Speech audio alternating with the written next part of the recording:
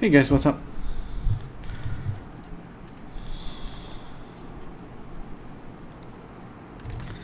We are looking at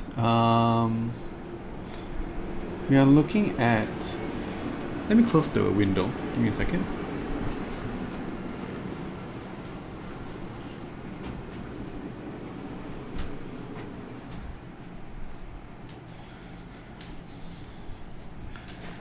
Great.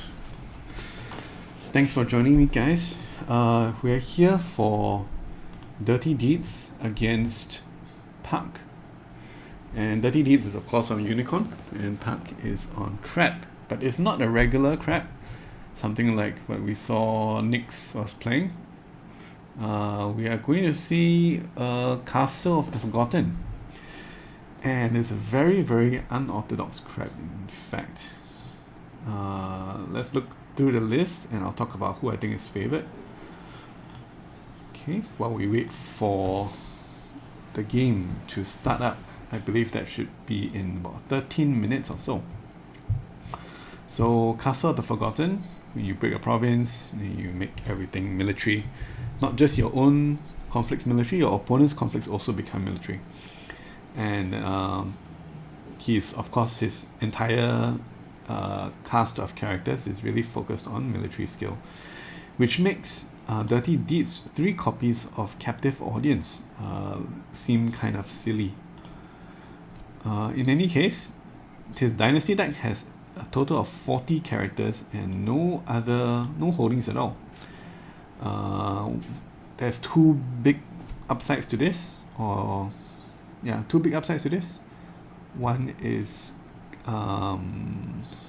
Raise the Alarm gets super good because you always hit a character that you can put into play as long as you can play it. Of course, Raise the Alarm is not a very flexible card because you can only play it when your opponent attacks a province with a face down card. If it has a face up card, I believe you cannot activate. You cannot play Raise the Alarm. It's also really good for Shinsei's Last Hope. You always find a character to play with Shinsei's Last Hope, to discount with Shinsei's Last Hope. Of course, you have more characters. It means that it's easier for you to find something that you want with Guardians of Rokugan as well. So this deck is going to be very, very military focused. We can see the some of the key cards here is going to be Yakamo. Yakamo will participate in all the military conflicts without bowing, as long as he is less honorable.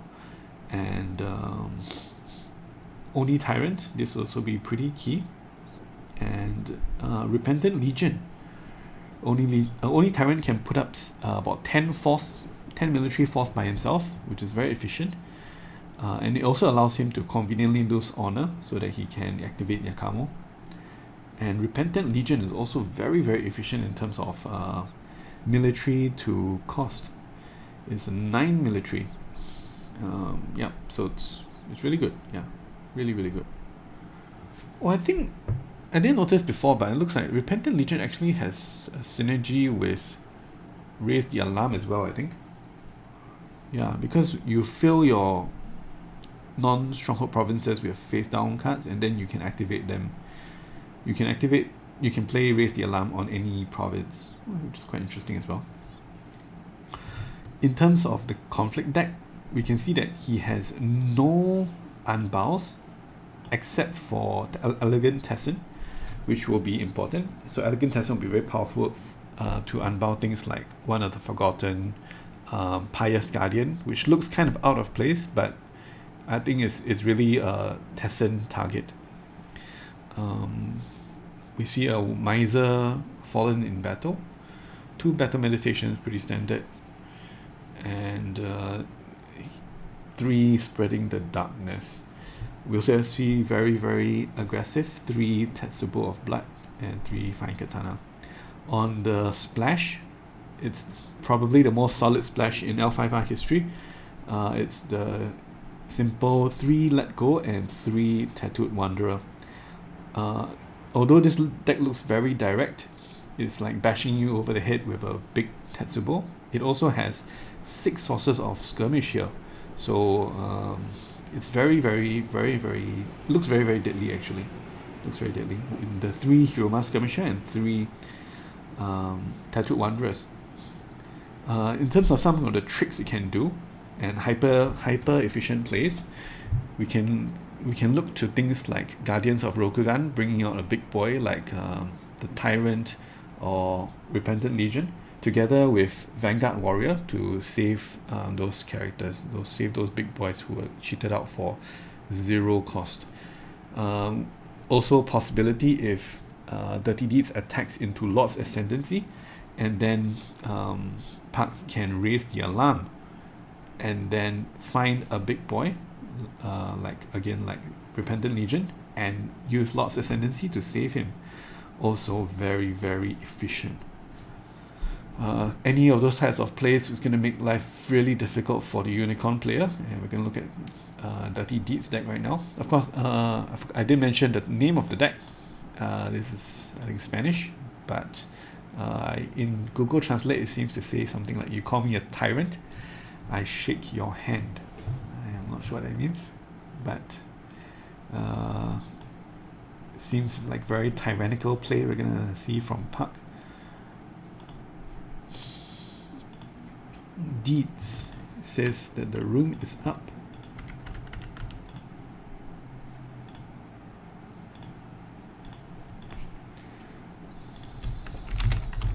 Great. The room is up.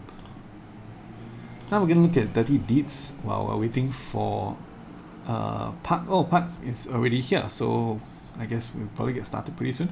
In terms of the deck, I think he has only a few tricks to push back the aggression from Pach, but he's also going to put on a lot of aggression himself. It's definitely going to be a race. Earlier on, yesterday we saw Nyx taking the game against Christian to 8 turns. I don't think we're going to see the same thing. I think it's going to be hard and fast. Both sides going to be going in heavy. Lots of provinces going to be broken. And we also see very interesting, really signaling that Pach wants to end the game early with tempo because of the 2 C's the day, just to become first player, to get a first conflict and end the game before the opponent ends the game. Alright, so we are here right now in the game already. I didn't manage to go through Dirty Deeds deck, but I think that the matchup is probably good for Pachinko. That is my suspicion. The main tools that Dirty Deeds has to fight this against Pachinko's deck would be things like Bonds of Blood,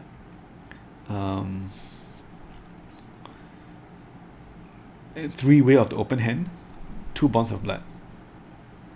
Yeah, Daikyu maybe, and Moto Nagui. These are the things that he can use to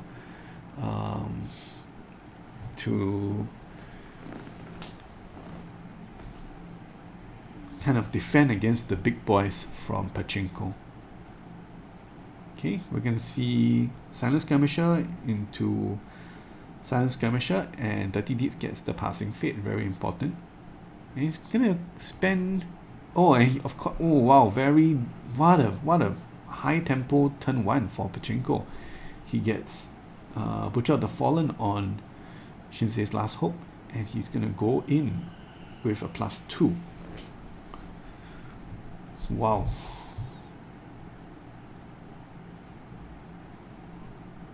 And of course, first player, I didn't mention just now, but first player is going to be Dirty Deeds. I guess that he's going to be very happy with that.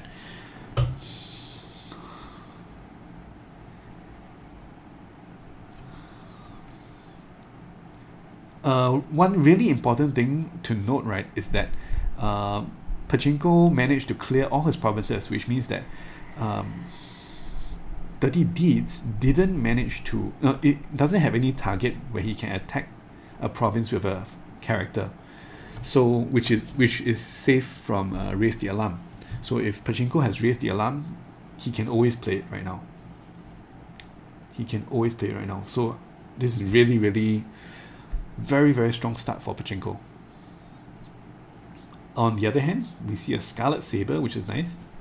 If he wins the conflict, he can remove the last fate from Pachinko, removing the possibility of things like Hiruma Skirmisher or Tattooed Wanderer.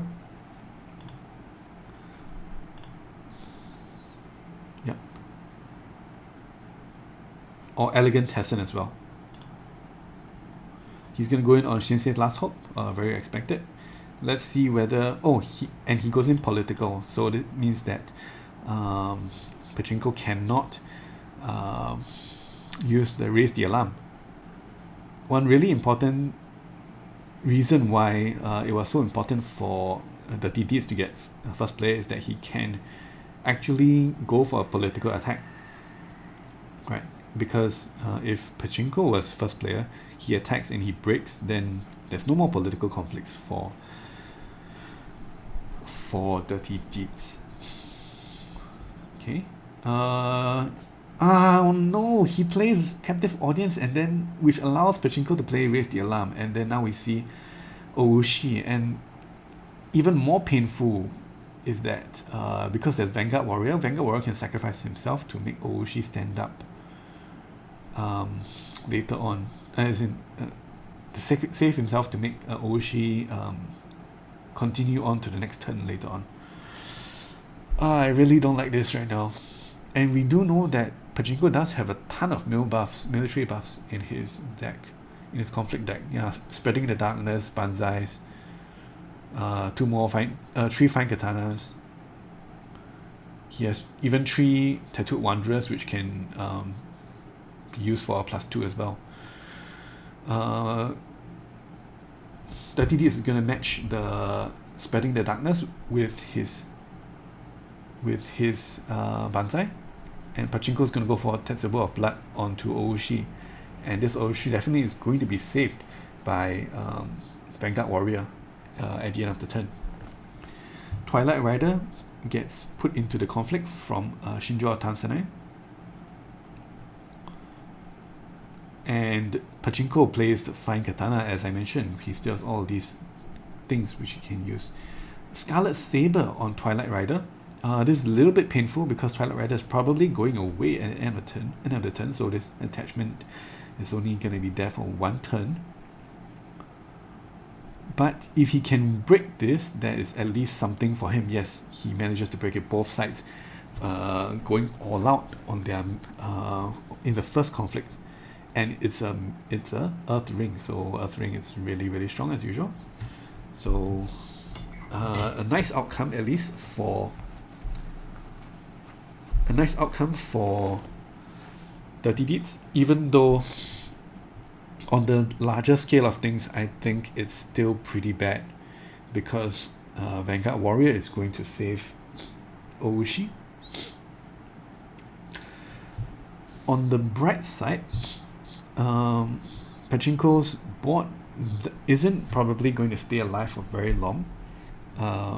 Ritual of the Fallen and Oushi only will have 1 fate on them, so next turn, after next turn, they should be gone unless he finds more Vanguard Warriors or they defend onto Lord's Ascendancy. But I think in general he isn't going to be doing much defending except with his 3 fight-ons.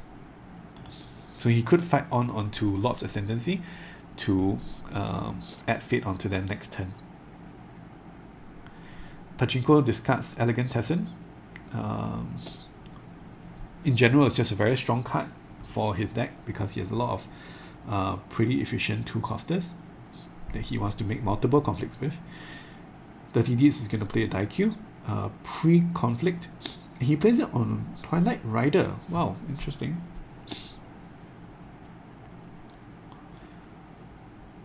Interesting indeed.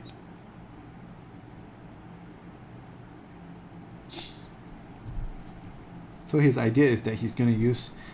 the question is, why did he put it on Twilight Rider instead of Tansanai? I guess it's because he only has 1 move in, which is Golden Plains Outpost. So if you put it onto our Tanzanite, he moves in with our Tanzanite, he still can't ready it. But if he moves in with Twilight Rider, he can ready it.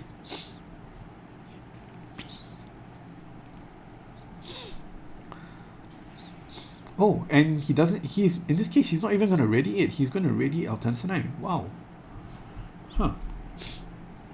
That's a very... that's a very clever play. Of course, I didn't think about that. DirtyDeeds is definitely an expert at his deck, all the trickery. He's moving in with Twilight Rider and unbowing our Tanzanite for the counter swing. And right now, DirtyDeeds is ahead in the race. He has one province broken. He's going for the second one. And it looks he is going to get it. He is going to get it. He's got 2 provinces broken against the very deadly deck, military focus deck of Pachinko. And not only that, he got the Void Ring, which voids the fate off of Butcher of the Fallen. So now Vanguard Warrior has to make a choice. It's like in those memes where it's like those memes where your girlfriend and your wife are drowning, right? Or your girlfriend and your mother are drowning, and then you can only save one of them. So there's Oushi and Butcher of the Fallen. But he's gonna save Oushi. But Oushi has no fate left on him. So our Tanzanite has 1 fate on him. On her, I mean. Okay. And Shinsei's Last Hope is broken. Shinsei's Last Hope is, of course, very, very powerful value generator for Pachinko. But it's broken. And he's also down 2 provinces. Suddenly, when I thought that the matchup is good for Pachinko, DirtyDeeds is completely shutting me up and proving me wrong. He had a fantastic turn 1. Fantastic. Of course, now we're going to see turn 2 with Pachinko finding Yakamo very, very strong. Currently he's active, but he is barely active. He has 7 honor against 8 of DirtyDeeds. If DirtyDeeds, for example, leaves a conflict unopposed, he'll be at 7 already. And then Yakamo will not be having his benefit of not bowing during military conflicts. Pachinko is the first player this turn. He's going to go in for the military fire ring. Most likely he's going to fire up Al Tanzanite to dishonor her, I mean. He's going to go in with both Yakamo and Oushi. That's very interesting. If I was DirtyDeeds, I would just let it go, I think. Let's see what other ways Pachinko has to lose honor. Because if, like I just mentioned just now, if DirtyDeeds lets this go unopposed, brings him down to 7, and then Yakamo Yakamo will bow after the conflict. Instead, he's gonna go for a way of the open hand, the most painful way of the open hand I've seen in a while, on Hida Oushi, and give him a lifeline for this turn, and a lot more play going into next turn. GPO now is going to go in, bring in Shinjo Tansane. Why did he want to do that? Well, I guess he wanted to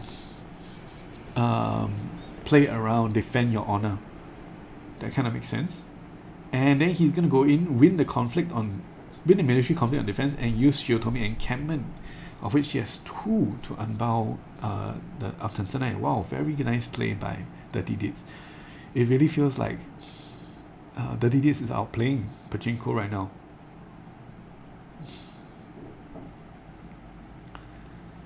Yeah, that's such a painful play for me to do.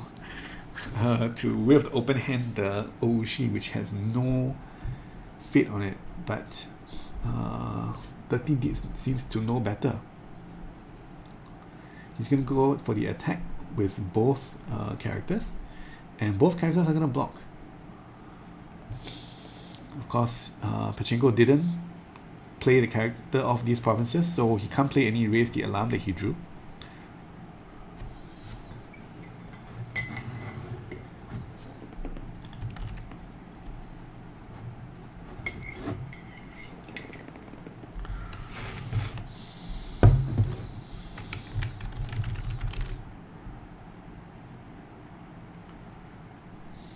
And Pachinko plays Tattooed Wanderer into the conflict.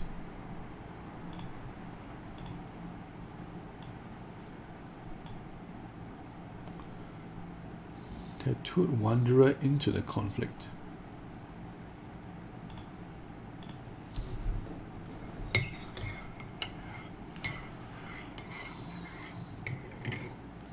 Alright, I missed it that DirtyDeeds plays fetches a Swift Magistrate from Al-Tansanai, nullifying all the characters in this conflict except for Swift Magistrate herself, which is why it prompted the Tattooed Wanderer from the defense. And he's going to go in for 2 Tattooed Wanderers because of the Banzai from Swift Magistrate.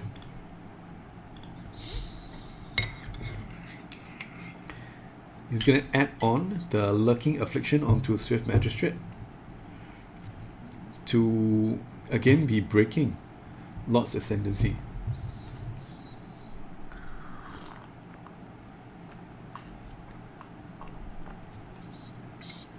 And he does. I'm sorry. He does manage to break it. Oh my goodness, this is a disaster for Pachinko. And he uses the second unbound from the second encampment. Oh no. And he has no fate to play a fight on. So is this just the end? Two province strength here, and what is the province underneath? I think it's Kuni Wasteland, yeah. So that's a total of 6. But right now, Shinjo Al-Tansanai is just 4, so it looks like it's not going to be broken yet. Or does he have? No, he doesn't have his own. He doesn't have a second Lurking Affliction. But he does this. He does lose the Earth Ring.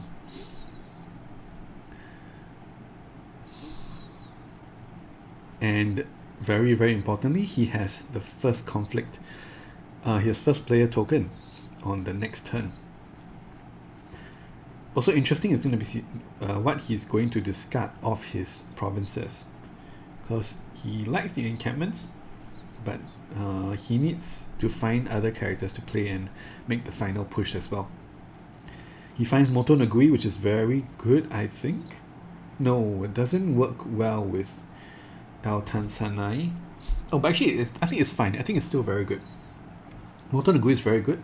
One of the tricks we have here is to send in just Moto Nagui and as in not send in Al-Tansanai first, so that Nagui can send home Oushi or Yakamo, and then after that send in your High Glory Al-Tansanai, your 2 Glory Al-Tansanai, with either GPO or Reserve Tents. He's going to play both characters, and he plays Nagui with +1, so yeah, he doesn't have, he really is going to go pretty much all in this turn. Pach also, on the other hand, also is going to go pretty much all in this turn. No fate on Oni Tyrant and no fate on the no fate on Unleash Experiment. Of course, usually Unleash Experiment has no fate on it anyway, but no fate on Oni Tyrant. So this is like, oh my goodness, Pachinko plays Seize the Days to become first player. And Pachinko draws 1.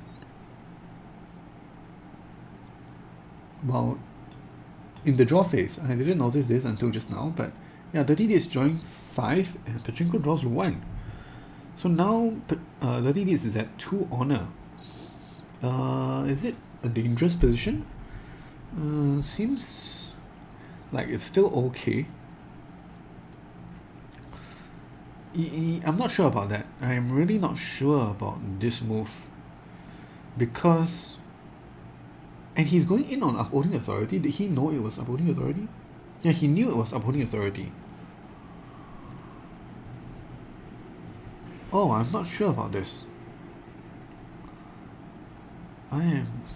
Because if you just go in with... even if you resolve Earth Ring... I'm sorry, the Air Ring... DirtyDeeds is still at 1 honor. And he's on your doorstep. Oh, I think only Tyrant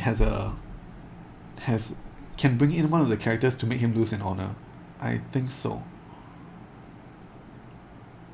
Which is why we can see Way of the Open Hand on only Tyrant. And again, he does this before declaring any defenders. So to avoid defend your honor. And now he's going to bring in one of the characters he's going to bring in Border Rider just to avoid the unopposed honor loss. And I suspect he's going to go in for the return swing on Kuni Wasteland. Kuni Wasteland, of course, is going to be pretty strong against both Nagui and Altan Sanai, disabling their abilities. Upholding Authority is procced, and he's going to discard Fight On. He still has Let Go and Defend Your Honor as relevant cards.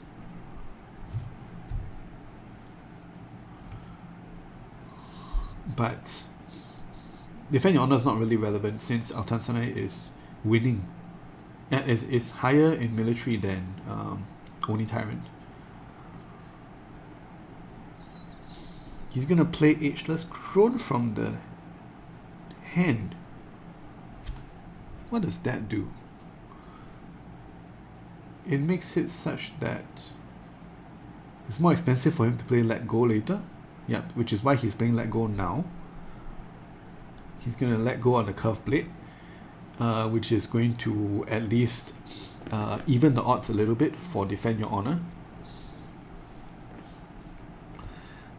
Some of the tricks we can expect from DirtyDeeds would be things like strength in numbers against the Oni Tyrant when he goes for the attack.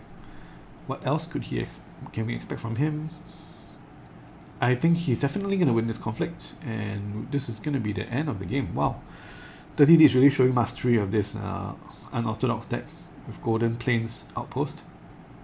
Yeah, I suspect we're going to see strength in numbers. But I mean, right now he doesn't even need to do strength in numbers. Only Tyrant does have the first action. I suspect he's going to use it. Yep, he finds Goblin Brawler, which is 4 military. And I guess now we're going to see strength in numbers. Either that or... Okay, before strength in numbers, he's going to just play Shinjo Ambusher. And we see that I think he has nothing. Well, he has Hiroma Skirmisher. But is that enough? No, it's not enough. Hiroma Skirmisher is not enough to prevent the break. So no, it's not enough. It's only 1, right? And 6 is enough to break. So that's it. That's the game. Nice. Wow. What a blast of a game. Ending on turn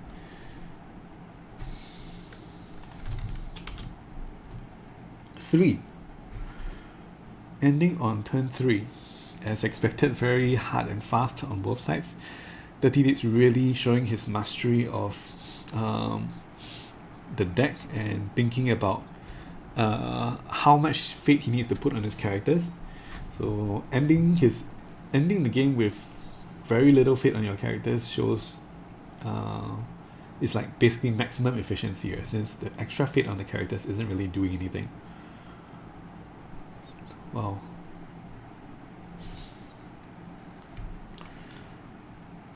Okay, nice game, nice game. So DirtyDeeds is gonna join Nix and two other players into the top four for the Clan Wars number 2, and let's see whether he's gonna continue getting glory for his clan and for himself. Very nice game. Thanks for joining me, and see you.